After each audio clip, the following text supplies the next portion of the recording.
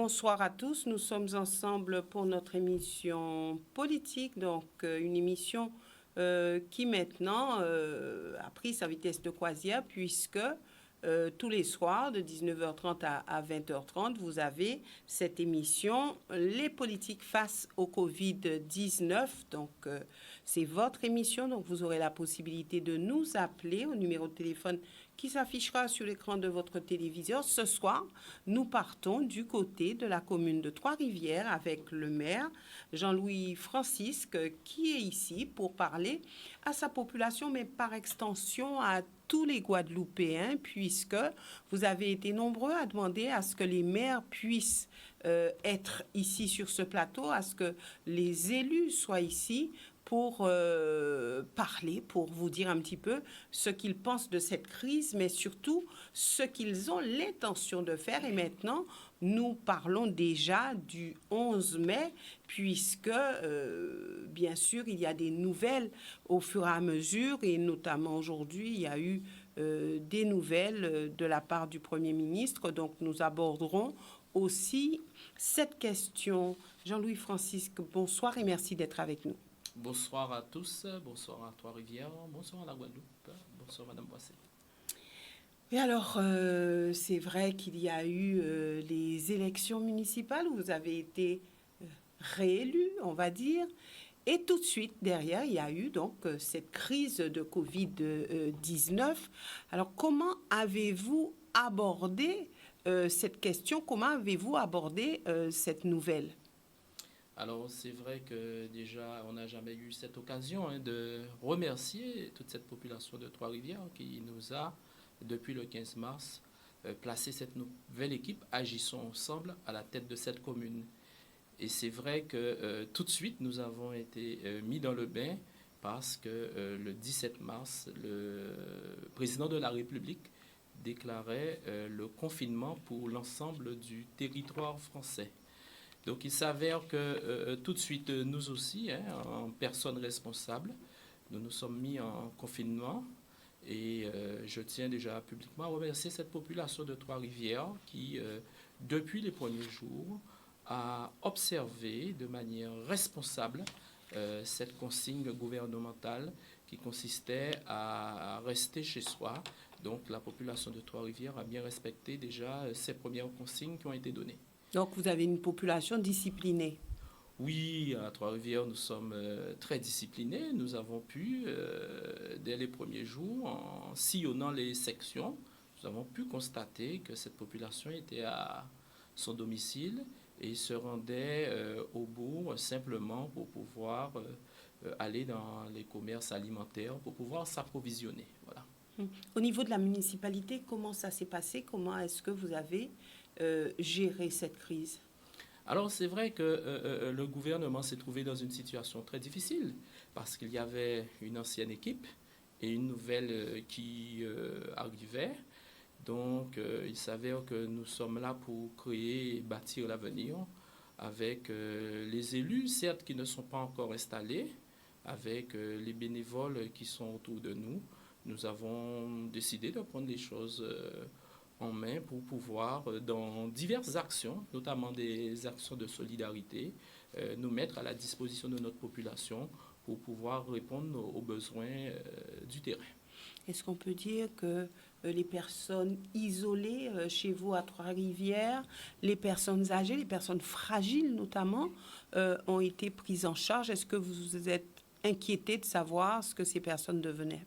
Alors c'est vrai qu'aussi, s'agissant de ces fameuses listes, quelles que soient dans les communes, à Trois-Rivières ou ailleurs, c'est vrai qu'on se trouve toujours avec des listes qui existent par le biais du CCAS, par le biais aussi des différentes aides départementales.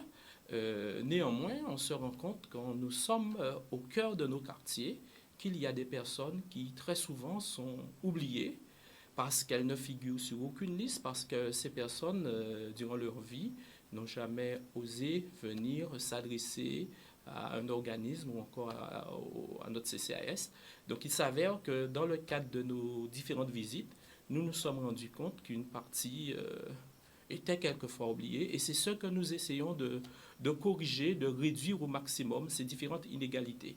Il s'avère que malgré cette ouverture que nous avons opérée, il reste encore certainement des personnes pour lesquelles nous devrons pouvoir atteindre de manière à ce que nous ayons une véritable maîtrise et une véritable connaissance de nos quartiers et de la réalité de nos populations. Est-ce que ces personnes ont bien compris ce qui se passait? Alors, c'est vrai qu'on parle de gestes barrières, de solutions hydroalcooliques, de masques.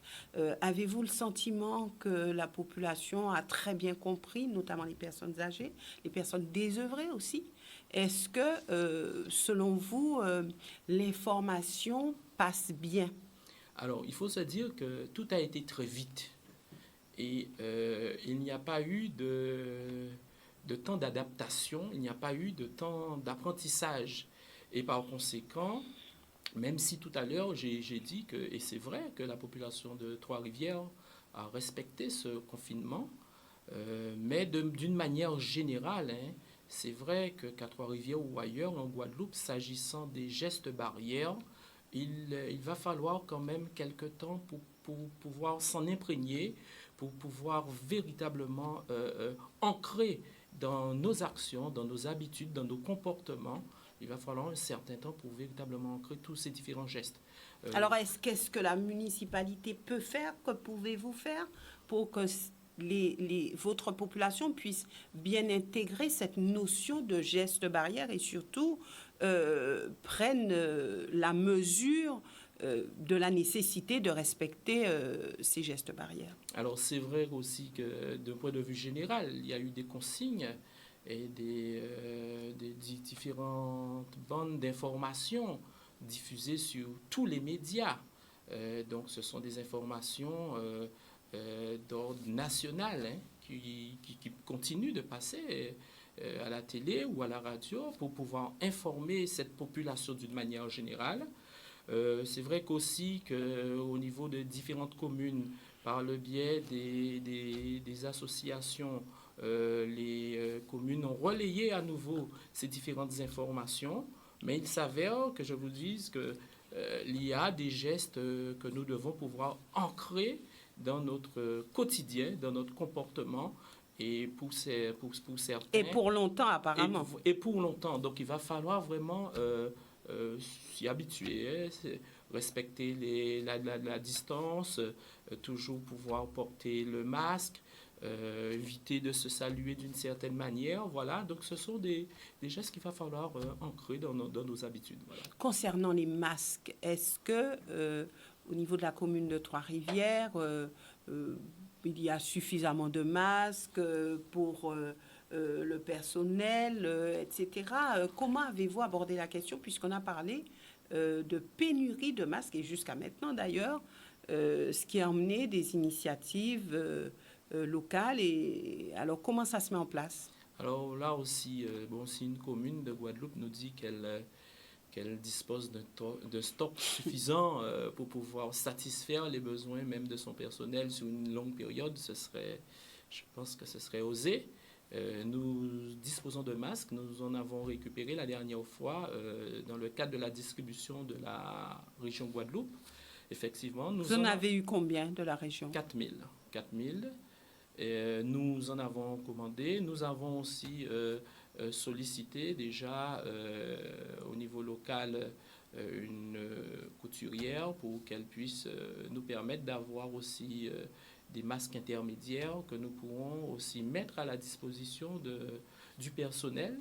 Pourquoi le personnel d'abord? Parce que c'est ce personnel qui sera appelé à recevoir les administrés et ensuite nous allons pouvoir en distribuer auprès des personnes qui sont qualifiées de fragiles pour leur permettre aussi de disposer de tel équipement.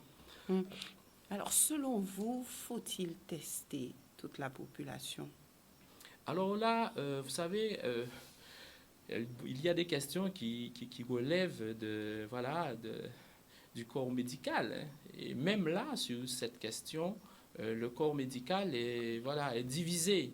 Alors certains disent qu'il est nécessaire de tester, d'autres non. Ce que nous pouvons dire, c'est que au niveau de notre département, on a pris beaucoup de temps pour pouvoir nous fournir des informations exhaustives, parce que c'est vrai que les nombreuses statistiques qui étaient diffusées au départ, je pense qu'elles ne reflétaient pas véritablement la réalité du terrain.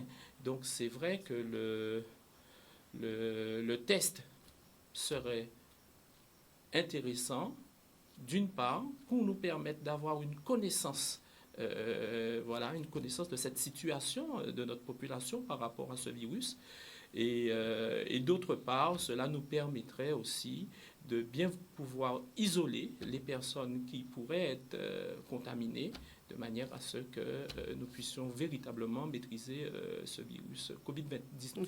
Alors, les avis sont partagés Très concernant les partagés. tests à l'instant T. Si on teste quelqu'un, il peut ne pas être porteur du virus, mais peu après, il peut l'être. Alors, c'est vrai qu'aujourd'hui, aborder la question de manière objective est un petit peu difficile. Alors, le Premier ministre a dit qu'il va falloir, d'ici le 11 mai, massifier les tests. Alors, il dit 700 000 tests par semaine.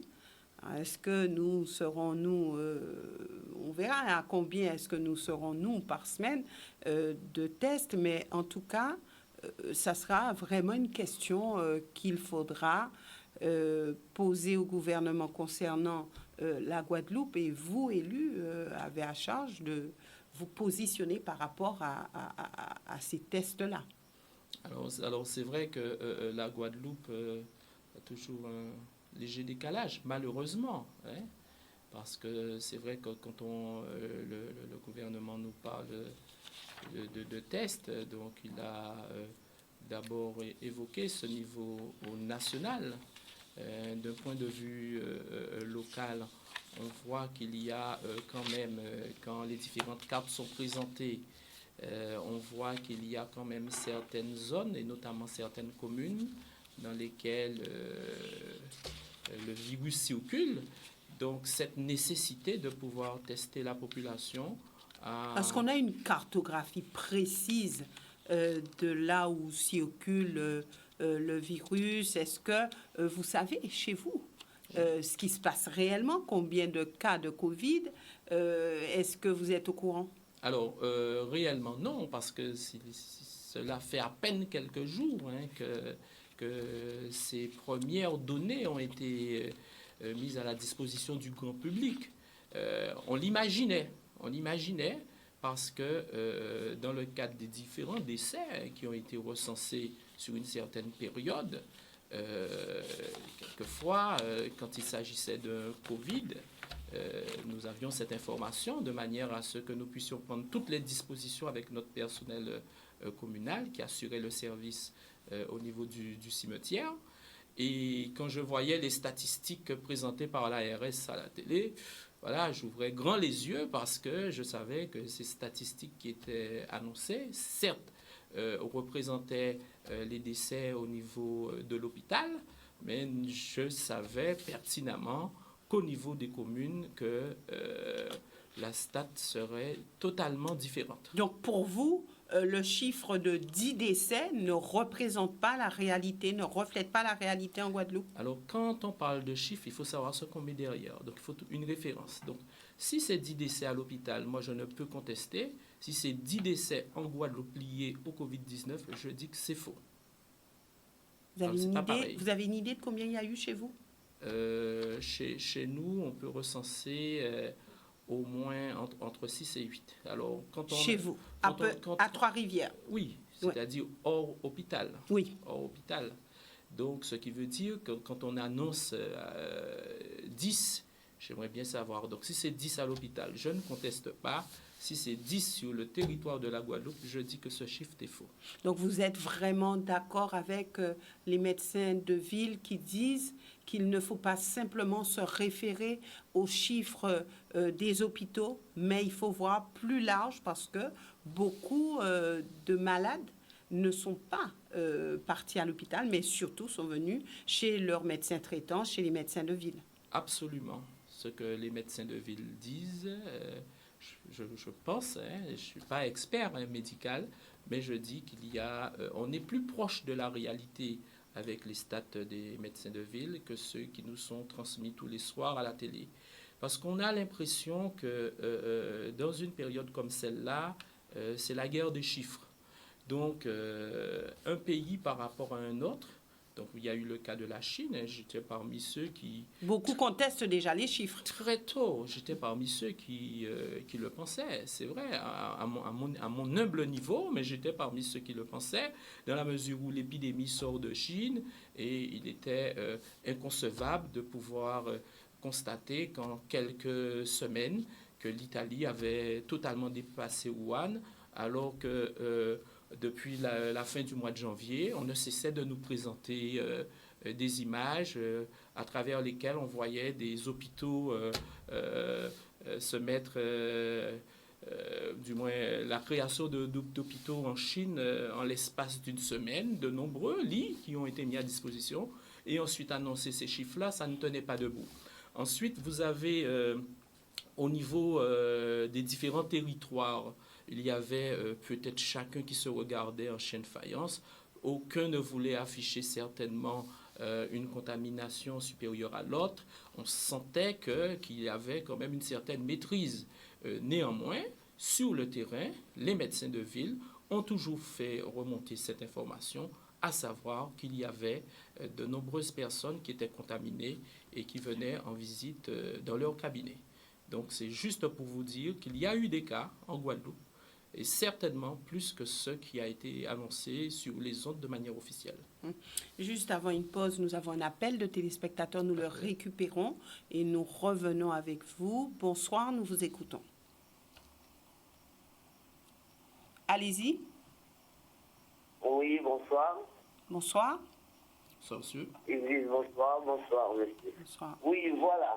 Moi, ce que je veux dire, déjà, avec tout ce qui a été dit par monsieur le Premier ministre, enfin, je ne sais pas, depuis le départ, je ne crois ni au préfet, ni à madame Deluxe, encore moins à monsieur Cotelon, que j'ai assisté à la télé hier, en disant qu'il y avait des masques, j'en ai pas vu. Les infirmières ont 2 masques par jour pour 8 heures de temps de travail. Déjà 2. Ils sont en manque de produits pour se laver les mains. Je parle en connaissance de cause.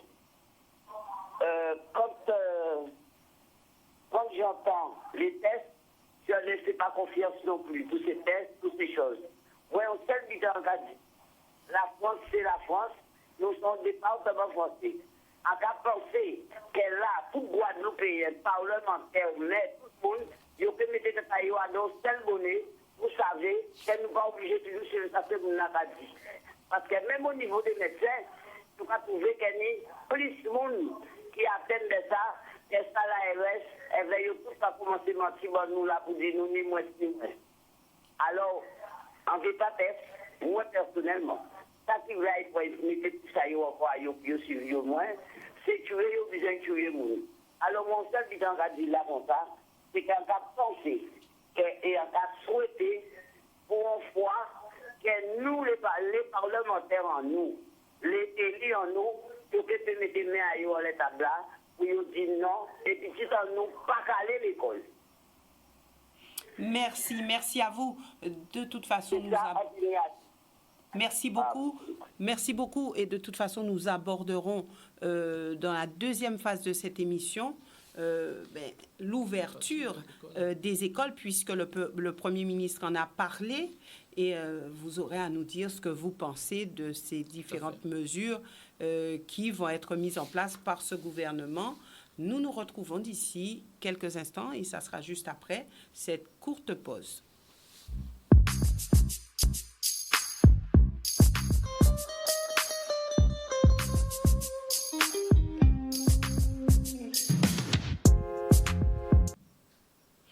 Nous revenons avec notre invité au sein de cette émission politique. Vous avez la possibilité de poser des questions à notre invité ou de réagir à partir du numéro de téléphone qui s'affiche sur l'écran de votre téléviseur. Je vous rappelle que nous avons au plateau le maire de la commune de Trois-Rivières, Jean-Louis Francisque. Alors, c'est vrai qu'avant la pause, nous avons eu cet appel où il était dit, oui, mais je ne fais pas confiance. Alors c'est vrai qu'il y a un climat, on va dire, de suspicion qui règne ambiant, où on se dit, oui, mais toute la vérité n'est pas dite et il faut faire très attention, il faut se prendre en main. Êtes-vous d'accord avec cette idée que toute la vérité n'est pas faite concernant cette épidémie?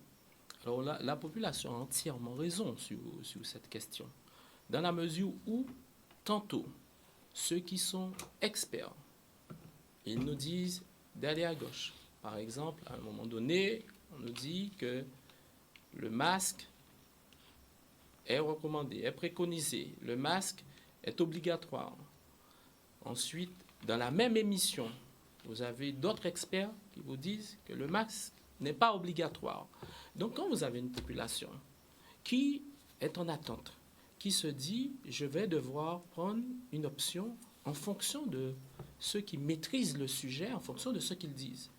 Et finalement, à la fin d'un débat ou à la fin d'une émission, vous repartez comme vous êtes arrivé. Parce que certains, il y a eu la polémique à un moment donné pour la chloroquine. Ensuite, il y a eu une autre polémique s'agissant des tests. Et voilà, donc aujourd'hui, c'est une population qui n'a pas confiance. Alors, quand on dit qu'elle n'a pas confiance, c'est que le sujet est grave. Aujourd'hui, tout le monde a cette possibilité de se connecter, d'aller à la recherche de l'information. Mais il y a tellement d'informations. Comment faire le tri, justement? Alors, c'est ce que je dis. C'est trop d'informations, ce qui perturbe la population, qui perturbe les personnes âgées, celles qui sont seules chez elles et qui ont besoin d'avoir une information juste pour pouvoir prendre des dispositions. Donc là, on se trouve avec divers avis. On peut avoir des avis différents. Néanmoins, on n'arrive pas nous-mêmes, vous voyez, sur le sujet de l'école, tout à l'heure sur lequel nous allons pouvoir en discuter, on sent que, on nous avance quelquefois des positions et qui ne correspondent pas à la réalité. N'empêche, vous devrez prendre toutes vos responsabilités concernant l'école, puisque le président de la République l'avait déjà dit. On va revenir sur les propos du Premier ministre, mais le président de la République avait déjà dit que vous aurez carte blanche concernant l'école, concernant l'ouverture des écoles. Le Premier ministre, lui, dit, oui, des masques pour les enfants du collège, pas de masque pour les enfants dans le primaire ou en maternelle, mais dans le primaire, des masques, on va dire, pédiatriques pour les directeurs d'école. Si d'aventure un enfant était malade, pour lui mettre juste le temps que les parents ne viennent le récupérer. Mais si l'enfant est malade, le temps de lui mettre le masque, il a déjà peut-être contaminé d'autres enfants puisqu'il n'y a pas de masque. Alors, dites-nous un petit peu comment vous voyez cette question. Alors, en amont, la vraie question a été, faut-il ouvrir ou pas les écoles? On a vu qu'ici en Guadeloupe, il y a des parents qui disaient non à l'ouverture des écoles, d'autres qui disaient oui. Comment faire, puisque les parents qui vont travailler devront bien sûr faire garder leurs enfants. Alors les crèches, une autre question où par groupe de 10 et plusieurs fois 10 si l'espace et les mesures sont respectées. Alors dans tout ce flot de décisions, est-ce que vous vous y retrouvez? Est-ce que vous êtes à l'aise pour appliquer certaines mesures au niveau de votre commune? Alors, il faut savoir que quand on analyse la situation actuelle, il faut déjà se dire sur quel axe qu'on se positionne. Alors, si on se positionne sur le premier, c'est-à-dire celui de l'axe sanitaire, je dis qu'à mon sens, que toutes les conditions sanitaires requises ne sont pas réunies pour nous permettre d'assurer une certaine ouverture en totale sécurité, aussi bien pour les enfants que pour les parents. Donc vous êtes contre cette ouverture du 11 mai? Alors, s'agissant du 11 mai, je suis contre, oui. Il faut simplement savoir, c'est que je souhaite qu'il y ait une position commune de la part de l'ensemble des élus, des collectivités. Pour l'instant, est-ce que vous êtes en phase là-dessus? Alors, en phase, une majorité, pour l'instant, s'est prononcée en faveur d'une ouverture qui aurait pu se faire au mois de septembre, tout en sachant qu'en tant que maire responsable, nous sommes conscients qu'aujourd'hui, que l'école joue un rôle important, non seulement dans l'éducation des enfants, mais aussi un rôle social auprès des familles et de la relation enfant-famille. Donc, ce qui voudrait dire que quand nous disons non à cette ouverture au 11 mai, nous savons quand même, sur d'autres angles, que faut-il mettre en face, puisque les parents devront, eux, aller au travail. Donc, est-ce qu'il faut un système de garderie? Mais ça revient quelque part au même. Donc, n'est-ce pas très, très compliqué de dire non à l'ouverture du 11 mai? Alors, quand je dis non, c'est vrai que c'est ma position initiale, mais comme je vous dis, je souhaiterais que, comme nous l'avons fait la dernière fois, il y a eu une première rencontre à l'initiative de l'Association des maires, où les maires, nous nous sommes exprimés de manière à avoir un consensus, d'avoir une position commune. Il n'est pas intéressant qu'un maire veuille pouvoir jouer une carte en avant, se précipiter à la radio ou à la télé pour dire j'ouvre ou je n'ouvre pas. Moi, je souhaite simplement, après avoir bien entendu rencontré de nouveau l'inspecteur de notre circonscription, après avoir rencontré aussi les parents d'élèves, après avoir écouté les uns et les autres, nous prendrons une décision ferme.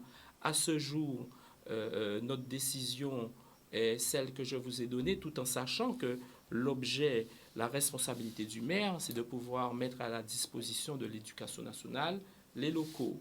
Donc sur cette partie, s'agissant des salles de classe, nous serons OK. Nous prendrons toutes les dispositions pour que le nettoyage soit fait, pour que les conditions sanitaires soient respectées.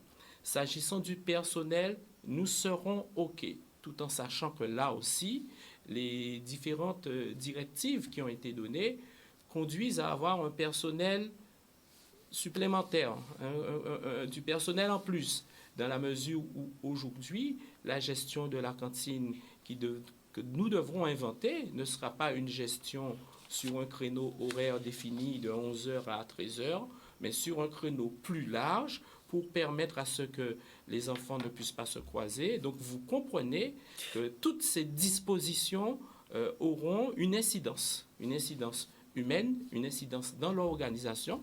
C'est la raison pour laquelle, quand je vous ai dit non tout à l'heure, c'est véritablement ma façon de concevoir les choses. Néanmoins, nous attendons d'avoir ces différentes réunions avec ces différents partenaires, écouter les uns et les autres et permettre à ce que, à l'instant où la décision sera prise, elle sera une décision qui aura été prise en toute responsabilité et en toute confiance. Voilà. Nous partirons du côté du téléphone d'ici quelques instants, mais lorsque le Premier ministre dit port du masque prohibé pour les enfants de maternelle, lorsqu'il dit aussi déconseillé pour les enfants des classes élémentaires, obligatoire pour les enfants du collège.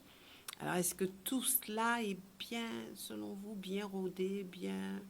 Est-ce que vous comprenez la logique de cela? Alors, on ne comprend pas. Pourquoi? Parce que le virus, quand il attaque un individu, quand il se positionne sur un individu, le virus, il ne sait qu'une chose, qu'il a en face de lui un individu.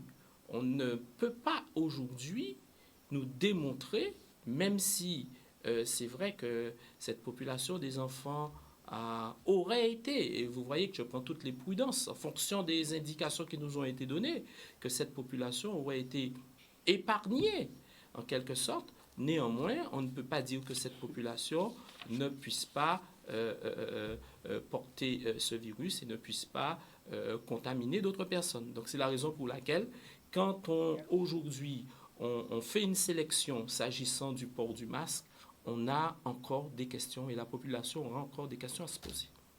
Nous partons du côté du téléphone. Bonsoir, nous vous écoutons. Oui, bonsoir. Bonsoir. Oui. Bonsoir. Allez-y. Bonsoir, monsieur. Oui, je sens que M. Francisque... Oui, je disais donc, je sens que M. Francisque est plein de bonne volonté. On va que ce met aux jeunes qui ont envie vraiment de faire des choses. Mais la situation, si vous voulez, est extrêmement compliquée et aurait, si vous voulez, requis d'avance que nos élus se planchent vraiment sur cette situation-là. Parce que, effectivement, nous savons qu'il y a un confinement, nous savons donc qu'il va y avoir des confinements.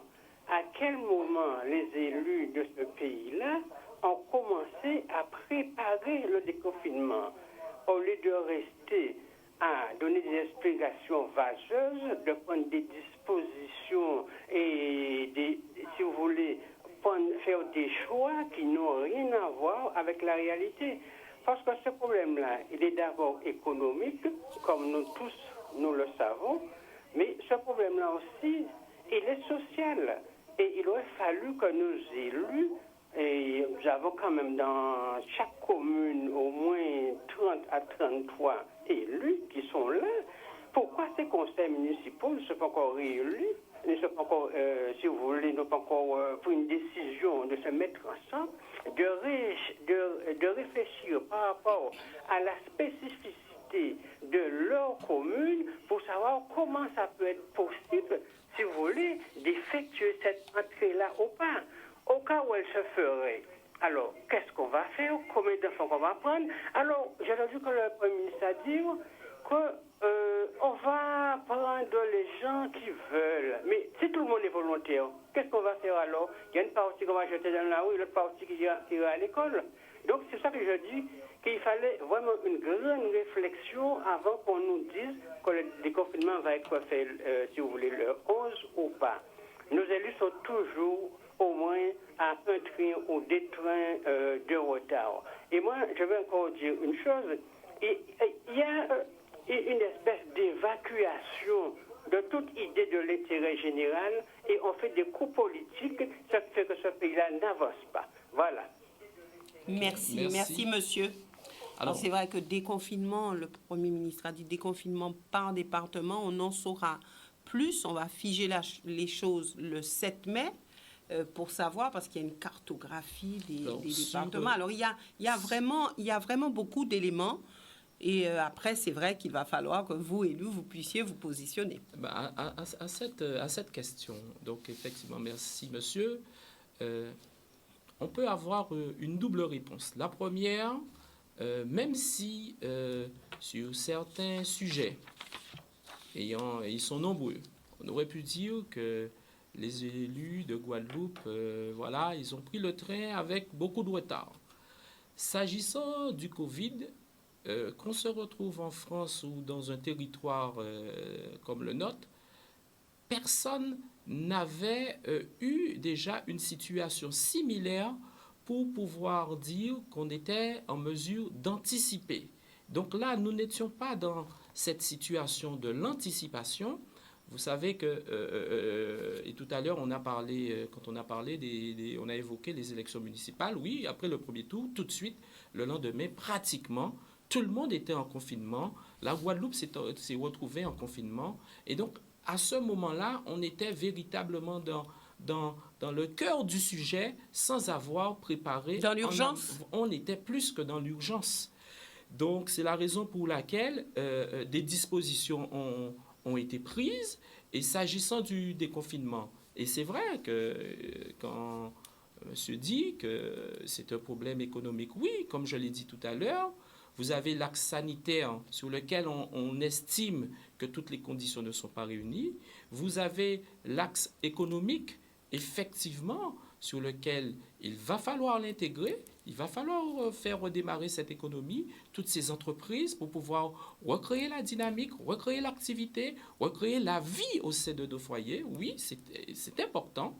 Cet axe économique qui n'a pas été intégré en amont parce que tout de suite, il y avait des décès et le cas étant que sur la France métropolitaine, quand ils se sont retrouvés à 700 à 1000 décès, aujourd'hui, c'est un territoire national qui dénombre près de 24 000 décès. Donc vous voyez, il y a eu quand même une accélération de cette épidémie, de cette pandémie, qui a fait que l'heure était plus à la gestion de l'urgence, à la gestion médicale. Tout le monde parlait de respirateurs, tout le monde parlait de lits supplémentaires. Voilà, c'était l'actualité. Aujourd'hui, c'est vrai que les chiffres démontrent que la situation semble maîtrisée sur ce territoire national et dans les régions. Donc, c'est la raison pour laquelle, comme d'autres pays l'ont fait, le territoire français a déjà positionné en horizon une ouverture, un déconfinement au 11 mai. Il s'avère que quand vous êtes politique, vous prenez cette décision, et vous l'avez bien vu, quand le président annonce une date, tout de suite, à l'issue de son annonce, vous avez ceux qui sont pour avec leurs arguments, vous avez ceux qui sont contre avec leurs arguments, et on se dit, mais finalement, quelle décision qu'il fallait prendre. Donc là aussi, il y a une décision qui a été prise s'agissant du 11, et ensuite, bien entendu, les élus de Guadeloupe ont tenté. Je ne peux pas dire qu'ils n'ont pas tenté. À leur niveau, chacun à son niveau a essayé de porter sa contribution. Je vous disais que l'association des maires a initié cette rencontre pour que les maires puissent parler ensemble. Parce que c'est vrai que, quand le président ou le Premier ministre parle de territoire, je dis que le territoire de Guadeloupe, c'est l'île de Guadeloupe, c'est notre territoire. C'est pas, quand on parle de territoire, c'est pas la petite commune, parce que de mairie à mairie, faut compter, pour celles qui sont les plus éloignées, au moins 15 km à vol d'oiseau, 15-20 km. Donc nous sommes très très très proches. Notre territoire étant petit, nous avons un seul hôpital aujourd'hui, c'est le CHU. Et vous savez dans quelles conditions il se trouve. Et c'est la raison pour laquelle notre responsabilité nous oblige à... Il y a un hôpital du côté de la Basse-Terre aussi. Comment ? Il y a un hôpital Oui, du côté de mais la c'est Basse-Terre, vrai il y a un hôpital à Marie-Galante. On va dire, on va mettre tout ça dans le pot commun. C'est vrai, mais quand vous savez, nous connaissons toutes les difficultés de CHU, imaginez ce que cela pourrait être aussi pour le reste. Donc on a cette difficulté au niveau de notre département et c'est la raison pour laquelle les élus essaient de se mettre ensemble pour pouvoir parler d'une même voix. Mais nous savons, quand la décision sera prise, l'orientation définitive sera prise pour une grande majorité, c'est vrai qu'il y aura ceux qui sont favorables, il y a aussi une partie de la population qui ne comprendra pas, parce que l'axe qui aura été retenu, la priorité qui aura été faite, ne sera pas la même pour les uns et pour les autres. Voilà. Nous partons du côté du téléphone. Bonsoir, vous avez la parole. Allez-y. Oui, bonsoir. Oui, est-ce que ce téléspectateur est encore là? Oui. Bien. Ben, il a dû partir, donc nous récupérons d'ici quelques instants un autre appel. Oui, on me fait signe qu'il est là. Bonsoir. Allô, bonsoir. Oui, bonsoir, monsieur. Bonsoir, monsieur. Oui, bonsoir, madame. C'est bien le droit qui a bien. Comment? Oui. Oui, d'accord. Bonsoir, monsieur le maire. Ça va? Bonsoir, oui. Oui, d'accord. Donc, je suis entendu ici le 3 rivières, monsieur le maire. Je sais que peut-être ce n'est pas le moment, mais il faut que j'essaie de vous faire depuis plusieurs jours pour un problème qui se situe à Chelchia à propos de l'enrichie des eaux qui coupe l'eau à n'importe quelle heure. Est-ce que vous êtes au courant ou pas, monsieur le maire? Oui, mais vous êtes en train de poser... Vous avez posé votre question, vous êtes... Allez-y, j'attends. D'accord. Donc, la question que je pose, vous avez fait une circulaire passée le 27 février concernant les coupes d'eau par section et tout. Donc, vous avez mis un arrêté, disons, bon, je ne sais pas comment vous appelez ça, arrêté et tout. C'est de 21h à 4h30 du matin. Oui. D'accord? Et après, on constate que c'est son couple à 8 heures, son couple à 14 heures, son couple à 16 heures. On envoie des heures possibles, on envoie le lendemain quand c'est couple à 14 heures. J'aimerais juste vous dire une chose. Je ne suis pas là pour blâmer les politiques, vous venez d'arriver. Bon, c'est le 15 mars dans un contexte particulier. On va dire, on est tous d'accord. Par contre, quand on administre une commune, ça doit vous faire par tous les moyens. Et la décence de vous déplacer juste 2 minutes et en plus, vous me connaissez. Je vous parle comme ça et vous me connaissez. D'accord, monsieur le maire? Donc, il faut qu'on sache pourquoi la régie ne coupe pas des heures possibles comme ça. Là, je vais vous laisser. Je vais entendre votre réponse à la télé. D'accord? Merci. Ok, merci. Okay. Merci. Alors, Merci. c'est vrai que s'agissant Le problème d'eau en Guadeloupe, même si à Trois-Rivières, nous avons une gestion particulière, parce que cette régie, quand même, qui dépend de cette communauté d'agglos, pour laquelle une convention avait été signée entre la communauté d'agglos et notre commune de Trois-Rivières. Donc aujourd'hui, la question de l'eau est une question de la production. Donc nous sommes quand même en situation malheureuse de sécheresse, même si on n'a pas eu le temps de pouvoir véritablement considérer cette sécheresse. Nous sommes en situation de sécheresse où il y a très souvent une baisse au niveau du réservoir. Et donc, il est vrai que les communiqués indiquent certains horaires, mais les agents de la Régie des eaux m'ont fait remonter la chose suivante, c'est que dans le cadre de l'eau tournée, ils se rendent compte que le niveau de l'eau ayant baissé, et avant que la pompe ne puisse arriver à une extinction, ils sont quelquefois dans l'obligation de réduire, de fermer malheureusement cette eau pour permettre à ce que le réservoir soit de nouveau alimenté et que le lendemain, qu'il puisse à nouveau distribuer au niveau des différents foyers. Donc, il y a quelquefois des dispositions que nous pouvons maîtriser, notamment quand il s'agit d'une réparation sur le réseau, où nous allons pouvoir informer la population en lui disant que le réseau sera interrompu pendant une certaine période, que l'eau sera rétablie à une date donnée. Ça, nous pouvons le faire. Sinon, ces jours-ci, s'agissant de cette période de sécheresse, je vous dis, et même quand quelquefois nous avons tendance à dire oui, il a plu hier soir, oui, mais cette pluie n'est pas suffisante pour pouvoir alimenter et remplir aussi bien la nappe que les réservoirs. Donc on se retrouve, du moins les agents de la Régie des eaux se retrouvent avec des situations exceptionnelles qui quelquefois pourraient conduire à cette interruption un petit peu plus longue que ce qui était prévu. Mais là aussi, la population, et je vais pouvoir le rappeler à cette équipe de la Régie des eaux, la population doit être informée de cela de manière un petit peu plus fréquente et que nos agents doivent pouvoir aller sur le terrain pour pouvoir rassurer cette population, surtout quand il s'agit d'une question qui concerne l'eau. Voilà. Dernier appel, bonsoir. Bonsoir, Canadis. Oui. Je voudrais parler, c'est possible? Oui, monsieur, allez-y. Alors, je voudrais demander aux Guadeloupéens, qu'il serait souhaitable de savoir comment fonctionne l'autorité de l'État.